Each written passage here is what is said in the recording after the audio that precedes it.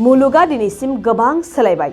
सोलायै सोलायै दिनैनि समाव सुबुंफोरा बुहुमनिफ्राय गुबुन ग्रह फारसे थांनायनिबो सुबिदा बानायबाय। जों मिन्थिगौदि अख्रांमा फारसे गोबां गिदिर गिदिर बिगियानगिरि एस्ट्र'नट्सफोराल' दावबायनो एबा नायबिजिरहैनो खाबु मोनो। नाथाय बे खेबनिफ्राय अख्रांमा फारसे दावबायनो गोसो जानाय बयबो दावबायारिफ्रा दावबायहैनो हासिगोन। दिनैनि समाव मोनसे गोदान बेसाद दिहुनदों जापान हादरा।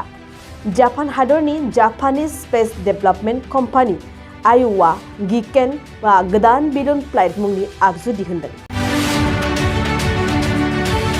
बे गोदान आगजुनि जोहै दावबायारिफ्रा अख्रांमा फारसे दावबायहैनो हागोन। बे बेलुन फ्लाइटनि प्रजेक्टखौ थांनाय 2012 मायथाइनिफ्राय बानायबोगासिनो दंमोन आरो फैयै फैयै बे प्रजेक्टआ दिनै जाफुंसारबाय। बे बेलुन फ्लाइटआव जिरायनो थाखाय 2 सिटनि सुबिदा दं आरो बे बेलुन फ्लाइटआ गोजौ फारसे 25 किल'मिटारसिमहालागै बिरलांनो एबा दावखोलांनो हायो, जेराव अख्रांमायाव गोजोनैनो दावबायनो हागोन आरो बुहुमनि समायना नुथायखौ अख्रां सानिफ्रायनो नायनो हागोन। मिथिनाय बादिब्ला बे बेलुन फ्लाइटआव गाखोनो थाखाय गासै 24 मिलियन इयेन होनांगोन, थामहिनबा भारतनि कारेन्सियाव गासै 1.46 कौटि रां।